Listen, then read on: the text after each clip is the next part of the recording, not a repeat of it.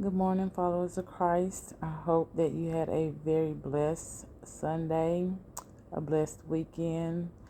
If you're going through anything, I pray that you keep the faith and trust God.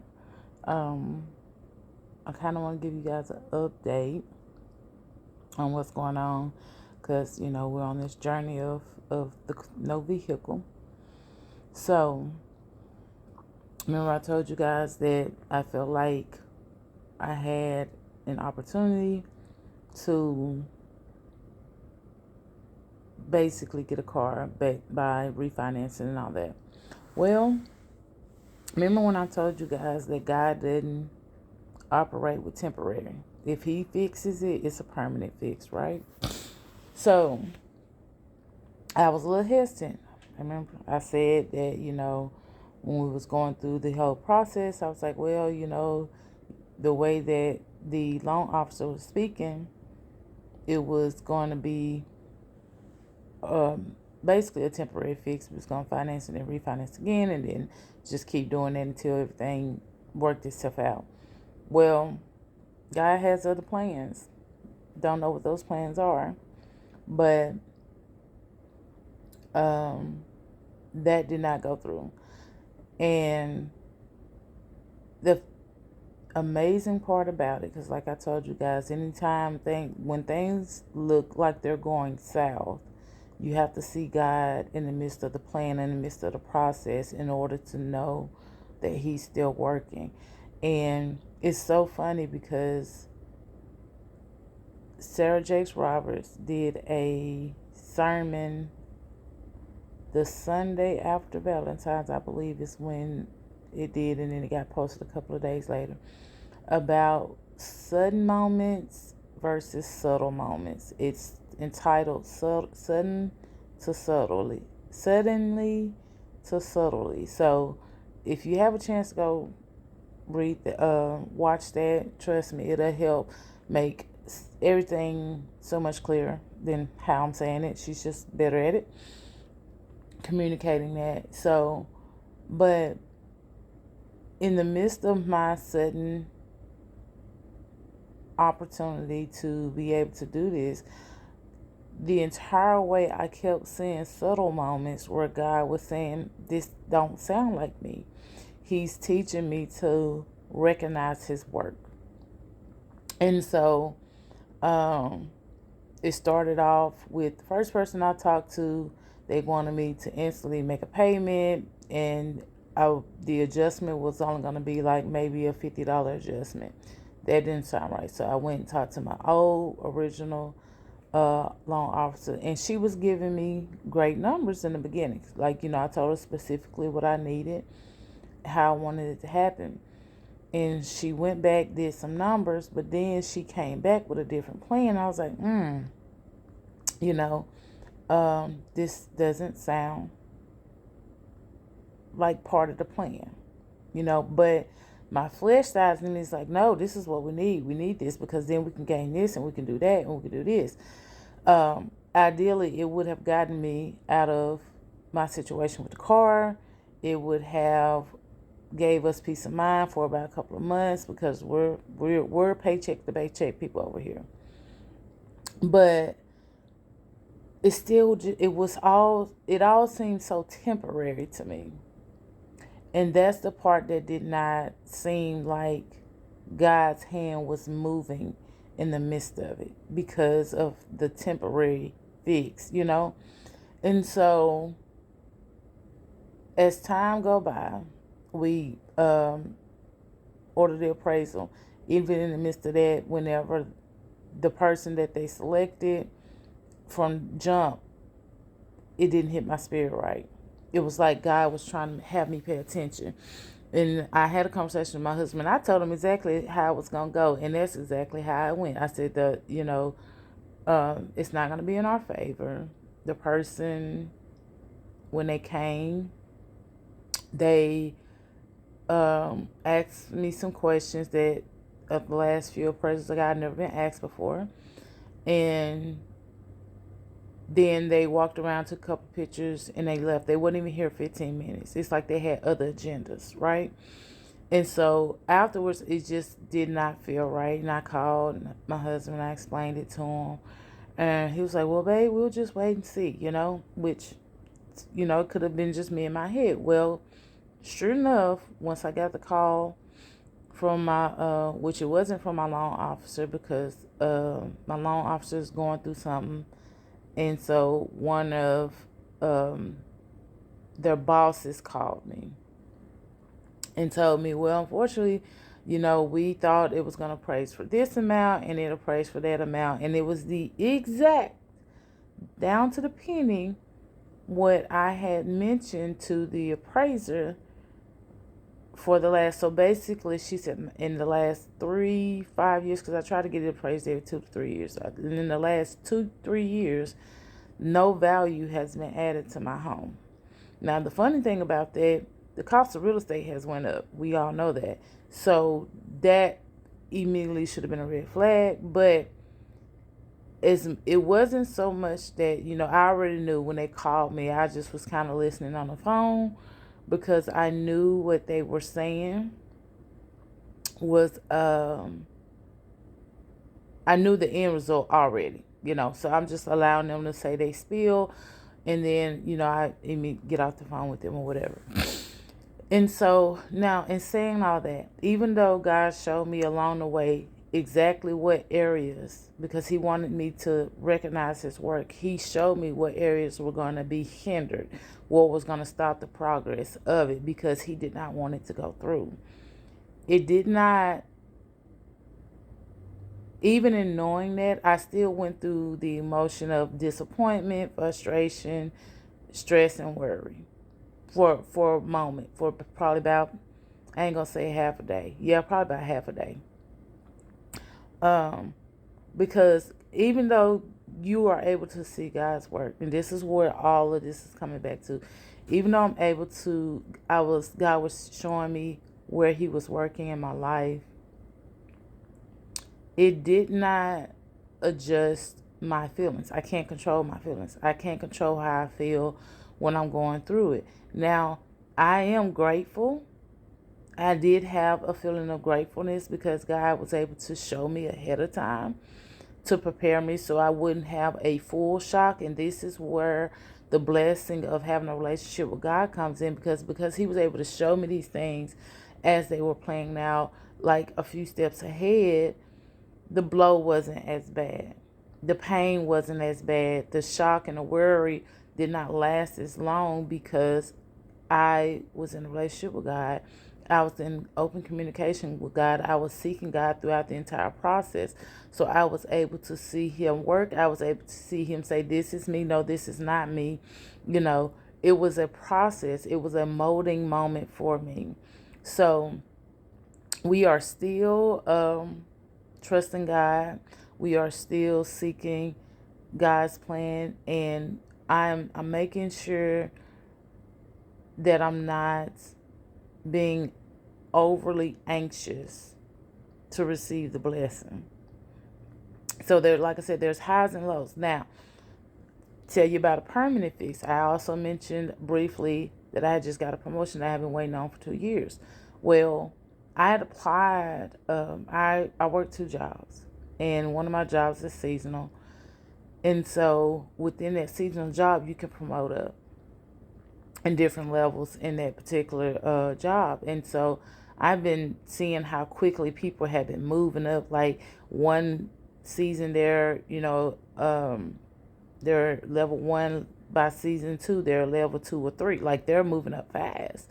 But I was in the same position I've been in since I got hired. So I started looking into, what it takes to move up. And it really didn't take much. It just took all you have to do was really mention it to your managers, and they'll be able to get the ball rolling. So last season, I had mentioned it. I applied for the position, did the interview, went through the interview process. Everything went well. Well, then I got a letter over after the season and after the interview saying that I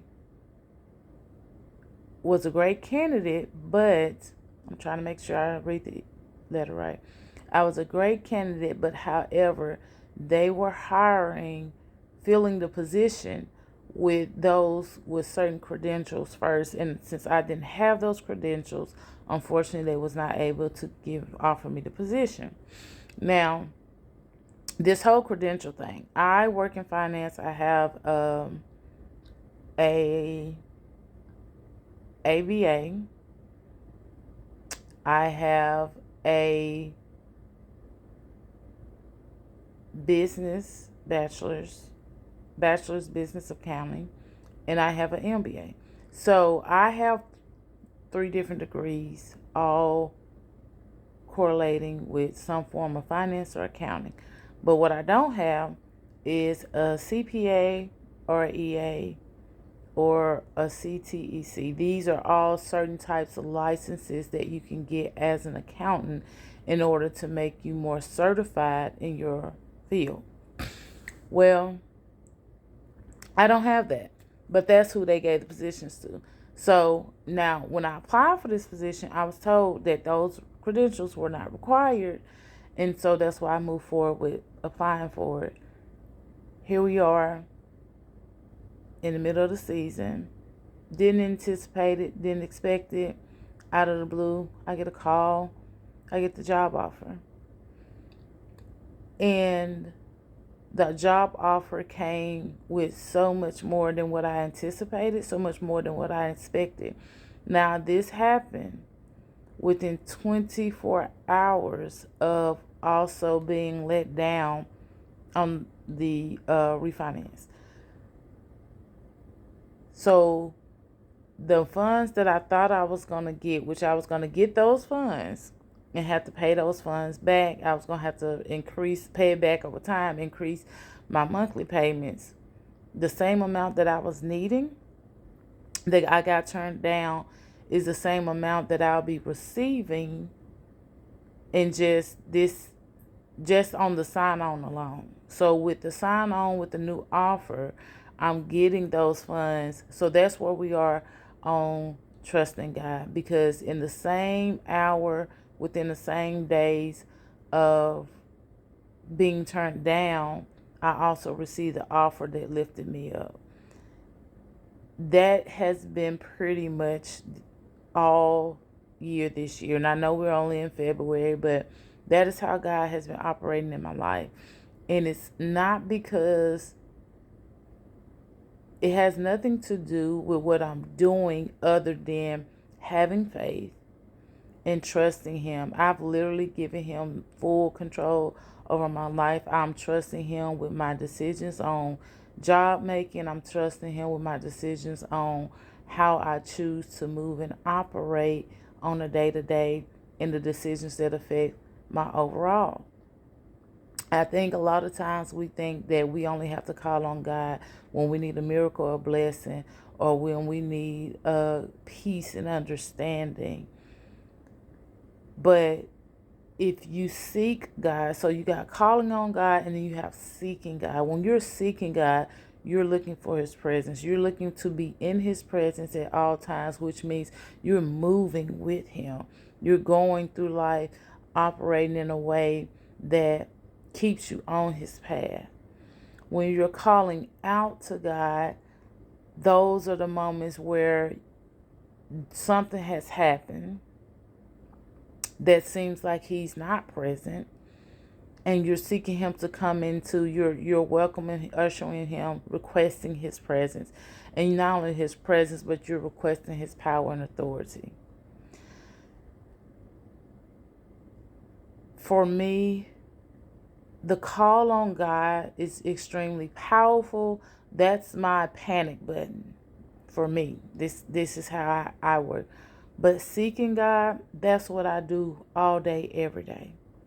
I seek His presence all day, every day, so that I don't get out of line with what His plan is. So does that mean as long as I'm seeking Him, I'm never going to have to call on Him? No. There are going to be times where I will still have to call on Him, even though I'm seeking Him every day, because how our lives work, because we're operating in a world where both good and evil exist. So we have to be in a position to know when to call on God in order for him to stand before us and protect us, in order for him to come in and intervene, in order for him to for us to become the vessel and allow him to be seen. So I really hope I'm making sense to what I'm saying, in the sense of how my relationship with God is growing in the direction that I'm going in, because I really feel like, as a follower of Christ, this is something that you can learn to operate in, practice, or be a part, or start practicing, because the presence of God is so important in your life. And I know some people, when I tell y'all, I'm so common, but God is so present in my life and so part of who I am. Um, I get concerned sometimes that I sound too preachy, but it's not intentional. Like, I don't go around having conversations with people with the intent to say, well, the Lord said, well, God is. He just shows up in the presence of the conversation because of my relationship with him. I spend more time with him than I do with my husband or my kids or my friend. Like, I'm constantly having conversation with God. So when I'm having a conversation with one of my friends, he's right there. He's like, like they said, that third wheel, they're never going to work. He's going to always be in the room where I'm in, because that's the life I choose to live. I choose to always be in his presence, because his presence makes me feel safe. His presence makes me feel loved, and his presence is what I need in order to operate in the best capacity, not just for me, but for those around me. Like, having God in the room allows me to have more compassion for people when they walk in my office. Having God in the room allows me to be more forgiving to my children when they misbehave. Having him present is not just for my benefit, it benefits those that are around me. And so when I operate that way, and when I'm learning, when he's elevating me, when he's taking me to the next level in life of growth and understanding and maturing and being able to practice being a Christian, meaning, doing things Christ-like, it makes it everyone is blessed from it. Everyone gets a benefit from that when I'm able to operate like that, when I'm able to do things in that way. I'm trying to stay away from metaphors to make it as plain as possible, but I'm saying all this to say, in this season, in this year, in this time right now that I'm spending with God, I am noticing that he is able to take us from a very extremely hallelujah joyful moment, and boom, we're going into a painful experience or a painful season. So the seasons are shorter for me. Like, I have a season of joy, then a season of pain, then it's a joy, and then there's peace, and there's understanding. There's a lot of valleys going on, but I'm not paying attention to the situation. I'm not really even paying attention to the experience that I'm having when going through this. I'm more so focusing on what God is doing. I'm really looking at what he's doing with those things, and not so much as to how they're affecting me, because that's making me a better person for the people that I come encounter with. When people come to me and we're having just general, when I say general conversation, we can just be talking about what we did this weekend, or we can just be talking about what we got going on, what's coming up. I'm able to be a better communicator. I'm able to be a better friend, a better mom, a better wife, when I allow God to be in the presence of me when having these conversations, because 9 times out of 10, he's going to give me the language that I need, that's easy for you to understand and easy for me to articulate to you or to communicate to you. And that's what it's about. Walking with Christ allows us to be better people, so that we are better amongst the people that we hang around, and we are beneficial to each other. So if I'm walking in the presence of God and you're walking in the presence of God and we both come in the room together, we're both going to leave filled with something that God has given us, because we are both utilizing God to communicate to us what we need to each other. So when we leave, we're going to be better. When we leave each other's presence, we're going to be better off than when we started, because we increased the power of God, relying both of us to walk in the room with his presence, and then we communicated and operated and utilized him to help us build that relationship or be in the midst of that conversation. So yes, the journey is still on, the hunt is still on, but I'm also seeing God work. I'm seeing him move. I'm seeing him making changes to things in my life that are more permanent.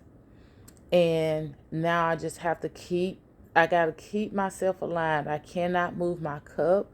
I cannot move myself from the overflow.